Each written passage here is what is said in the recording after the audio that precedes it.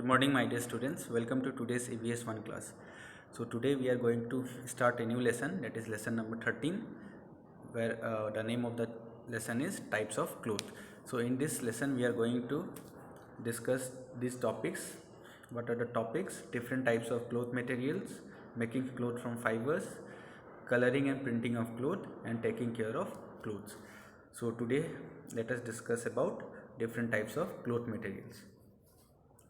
Okay, so what is the learning outcome of today's class? At the end of today's class, you will be able to describe the different types of fibers used for making clothes.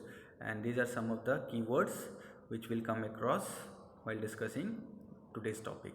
So fibers, natural fibers, synthetic fibers, plant fibers and animal fibers. So let us start with our topic, that are different types of fibers. Okay, first of all let us understand what are fibers. Fibers are thread-like structures that are long, thin and flexible. These may be spun into yarns and then made into fabrics. So what are fibers? Fibers are basically thread-like structures which are long, thin and flexible, and they are first converted into yarns, and these yarns are further converted into fabrics, from where we can get different types of clothes. And on the basis of their origin, we can classify the fibers into two types, which are natural fibers and synthetic fibers. So let us understand what are natural fibers first. Okay, so this is the classification of fibers. As we discussed just now, fibers are mainly classified into natural fiber and synthetic fiber.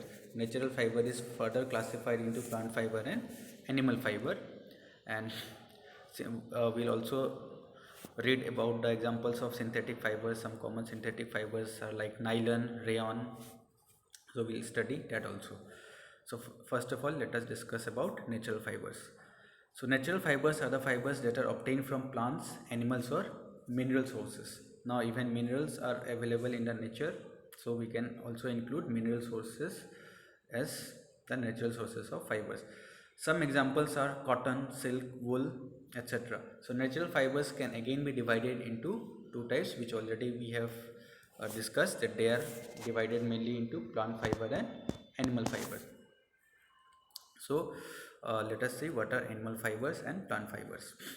Examples of natural fibers. Animal fibers, these are the fibers that are obtained from animals, for example wool and silk. So why they are known as animal fibers? Because these are the fibers obtained from animal sources, and examples are wool and silk. Then what is wool? Wool is a natural textile fiber obtained from sheep, goats and camels.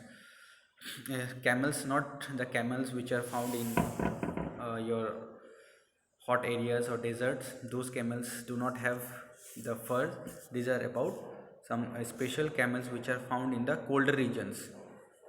Then we have Angora goats which are found in colder regions. So they have actually thick fur which can be used to whose fleece can be used to make wool, and from wool we can make clothes. So these camels, please don't misunderstand this with the normal camels. They are the camels which they are the family of camels which are generally found in cold areas, unlike the camels which are seen in Rajasthan or the hotter areas. They are not those camels.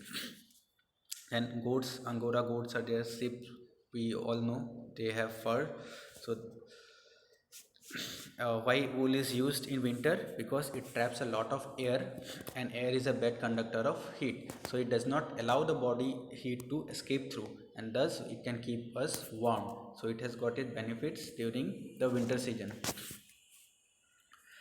Then silk is also a natural textile fiber which is obtained from silkworms.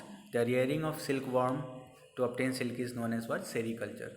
So we all know in Assam also we have the production of silk, and most commonly found silk in Assam is Muga silk, we all know, and it is used to make mekhalas. So the rearing of silkworm to obtain silk is known as what? Sericulture. Then let us discuss about some of the plant fibers. These are the ones that are obtained from plants, and these fibers are extracted from the plants to make fabrics. So some of the common plant fibers are cotton and jute. So what is cotton? It is one of the plant fibers that are used to make clothes. It is a soft staple fiber that is found as a ball around the seeds in a cotton plant. So basically the fiber is obtained from the cotton balls, and so it can be used to get the cotton fibers from the balls. Then jute is one of the most affordable natural fibers. The jute fibers comes from the stem and ribbon outer skin of the jute plant, and the fibers are first extracted by retting. So the process by which the jute fibers are obtained from the skin or the stem of the jute plant, it is known as retting, where the jute fibers are soaked in water, and thus when it becomes soft, the fibers can be extracted from the stem. Okay, so these are some of the plant fibers. Now in short, we'll discuss about artificial fibers or synthetic fibers.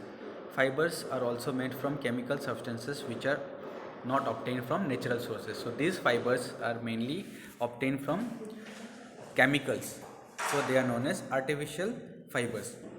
The fibers which are prepared from chemical substances in industries are called synthetic fibers. For example, nylon, polyester, terylene and polyacrylic. So these are some of the examples of artificial fibers. So these are known as synthetic fiber as well. So synthetic fibers are also known as artificial fibers or manufactured fibers. So these are all about different types of fibers. Now let us discuss about the questions, or I'll simply give you the questions. Please try to answer these questions. So this already we have summarized the synthetic fibers. These are some of the examples: rayon, nylon, polyester, acrylic. In the previous slide also we have discussed about the examples. So now let me give you the questions for the day. So why are woolen clothes preferred during winter? I think you should be able to answer this question. And why we should not wear synthetic clothes while working in kitchen? So these are the two questions. Please try to answer these questions. So that's all for today's class, my dear students. Thank you and have a nice day ahead.